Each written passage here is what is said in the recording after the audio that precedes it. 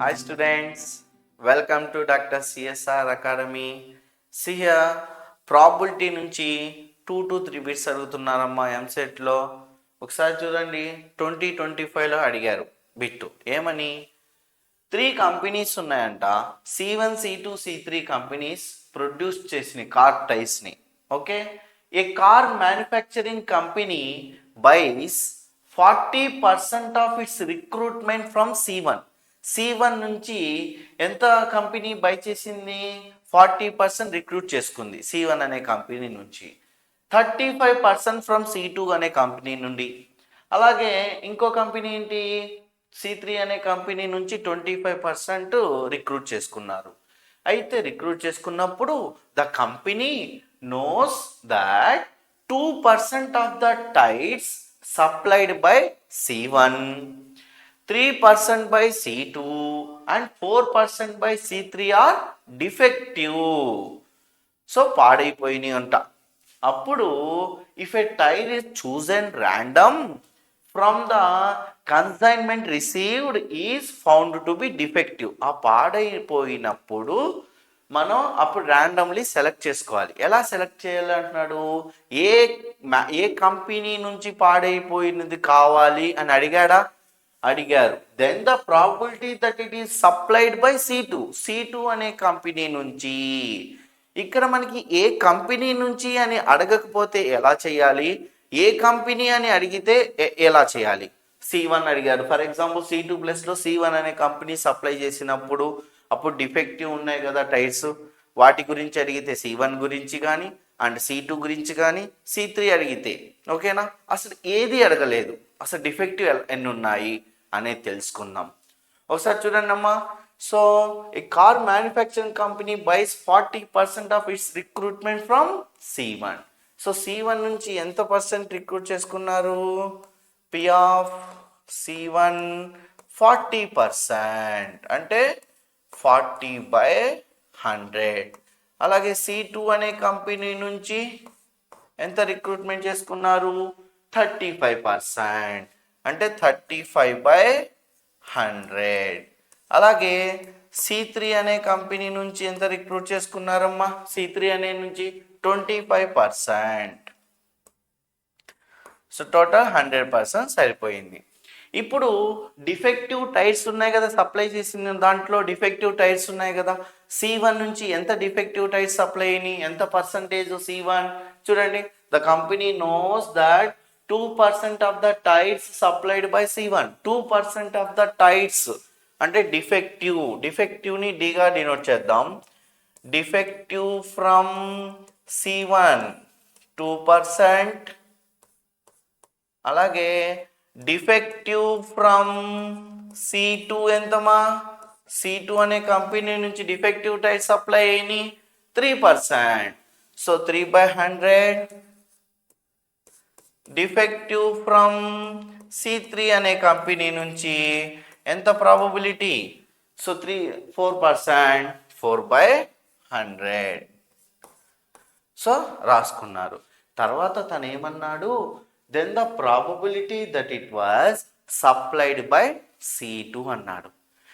Supplied by C2 అంటే ఏం చేయాలి, సప్లైడ్ బై C1 అంటే ఏం చేయాలి, సప్లైడ్ బై C3 అంటే ఏం అప్లై చేయాలి, ఏది అడగకపోతే ఏం చేయాలి.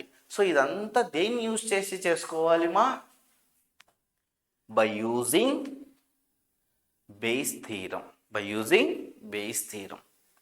సో బేస్ థీరం యొక్క ఫార్ములా ఏంటి, సో ఈ బేస్ థీరంకి సంబంధించిన total clear chapter, total probability అనే చాప్టర్లో చెప్పాను బేస్ థీరం గురించి మొత్తము. సో ఈ చాప్టర్ అంతా యాప్లో ఉంది, ఇన్స్టాల్ చేసుకొని చూడండి ఓకేనా.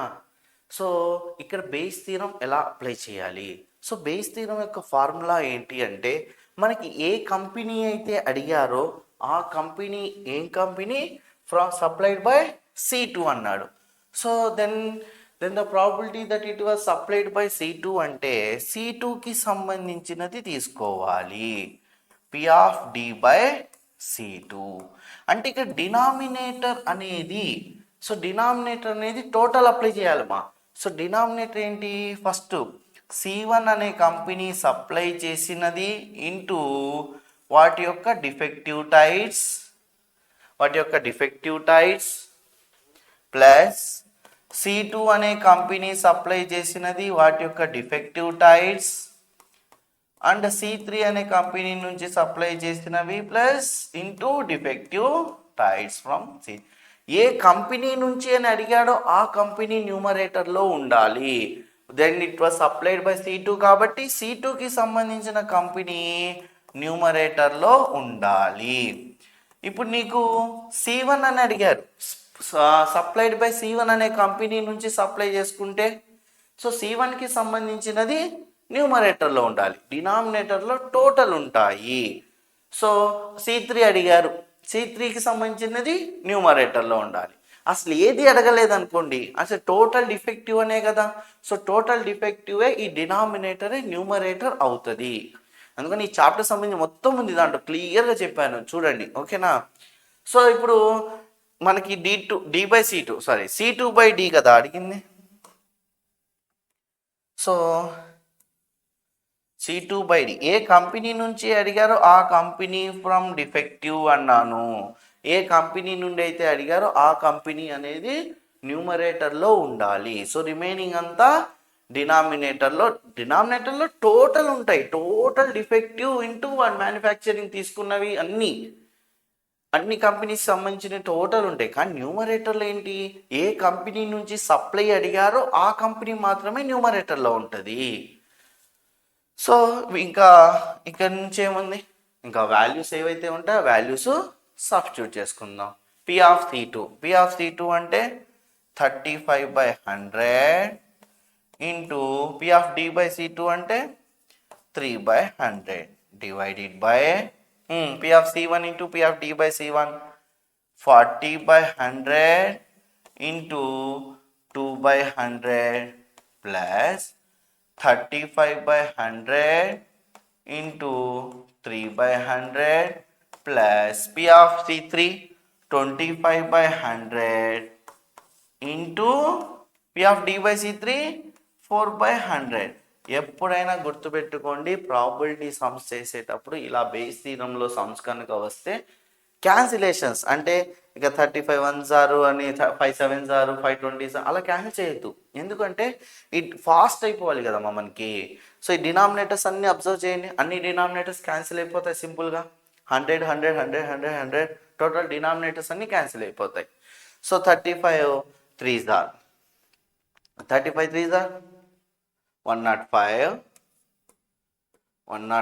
Divided by 40 into 2 42s 80 plus 35 3s 105 plus 25 4s 100. Sir ఇక్కడ డినామినేటర్స్ అన్ని ఏమైపోయినాయి, క్యాన్సిల్ అయిపోయినాయి కదా. 100 ఇంటూ 100 100 ఇంటూ 100 100 ఇంటూ 100 అన్ని క్యాన్సిల్ అయిపోయినాయి. So remaining easy. ఇంక ఇక్కడ నుంచి క్యాలిక్యులేషన్ ఏముందమ్మా, 105 సో టోటల్ యాడ్ చేయండి, 100 100 200 అండ్ 85. సో 285. ఇప్పుడు క్యాన్సిల్ చేయండి, లాస్ట్లో క్యాన్సిల్ చేసుకోండి. సో 5 క్యాన్సిల్ అవుతుందమ్మా, 5 21s 5 5s 25 5 7s 35. So 3 table కూడా క్యాన్సిల్ అవుతుందిగా. 3 7s 21 3 1s 3 9s. So answer is 7/19. So option A option చూడండి, 7/19 ఫస్ట్ ఆప్షన్. అర్థమైందా? సో సింపుల్గా ఇలా చేయాలి ప్రాబబిలిటీని. సో ఏ ఫార్ములా యూజ్ చేసామా మనం ఇక్కడ, బేస్ థీరం ఫార్ములా యూజ్ చేసాము. So Bayes theorem formula, addition theorem ఎప్పుడు యూజ్ చేయాలి, బేస్ థీరం ఎప్పుడు యూజ్ చేయాలి, వీటన్నిటికి సంబంధించిన ఫుల్ వీడియో యాప్లో ఉంది, ఇన్స్టాల్ చేసి చూడండి. ఓకేనా? అర్థమైంది? ఈ క్వశ్చన్ ఎప్పుడు అడిగారు, 2025లో అడిగారు. Okay, thank you.